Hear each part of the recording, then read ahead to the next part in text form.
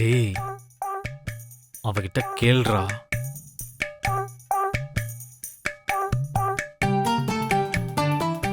மித்ராவை கவனிச்சுங்களா aunty?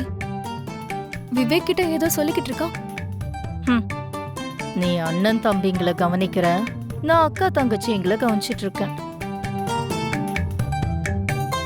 அவர்கிட்ட சீக்கிரமா கோயிலை பத்தி சொல்லு ஜானு. லக்ஷ்மி கூட ஜானு கிட்ட எதையோ சொல்றா.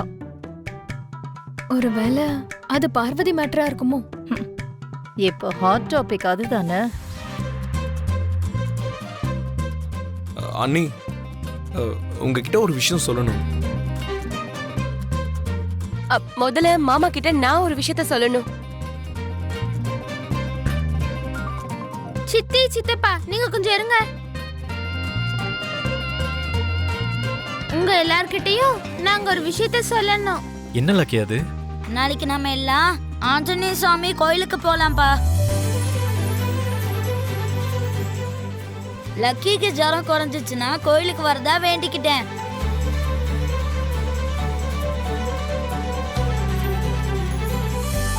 அப்படியா ஜுனு? அண்ணனும் நாளைக்கு ராமர் கோவிலுக்கு வரேன்னு வேண்டிக்கிட்டானா? உண்மையாவா? அக்கா கூட அததான் வேண்டிக்கிட்டா. வாவ், அப்பா அம்மா ஜுன்னு எல்லாரும் ஒரே வேண்டுதல வேண்டிக்கிட்டாங்க போல இருக்கு. நாம நினைச்சது ஒண்ணு, இங்க நடக்கிறது இன்னொன்னு.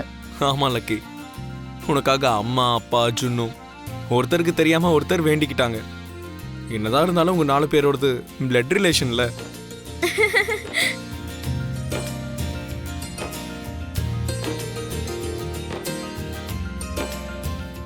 அண்ணி, உங்களுக்கு ஒரு விஷயம் தெரியுமா? நாளைக்கு உங்களுக்கு என்ன சொல்லி கோவிலுக்கு கூட்டிட்டு போகணும்னு இப்ப வரைக்கும் அண்ணன் டென்ஷன் போட்டுக்கிட்டே இருந்தான்.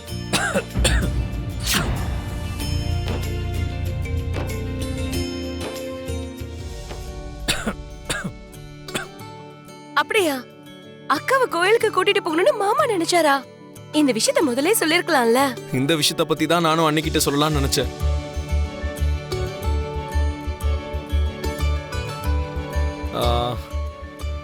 ஆமா ஜானு, நீ அண்ணா கிட்ட ஏதோ சொல்லணும்னு சொன்னீங்க, அது என்ன விஷயம்? அதுவா, இன்னைக்கு சமையல் எல்லாமே அக்கா தான் பண்ணா. எப்படி இருக்குன்னு மாமா கிட்ட கேட்கலான்னு நினைச்சேன்.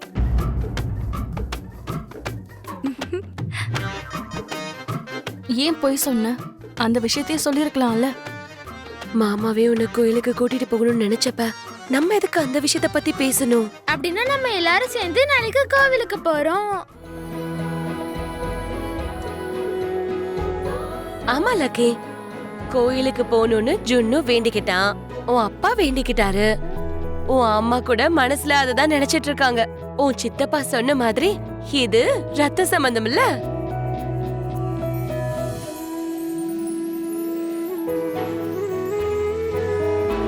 ஓ, ரத்த சம்பந்தம்னா இதானா? ரொம்ப ஹாப்பியா இருக்கு சித்தி.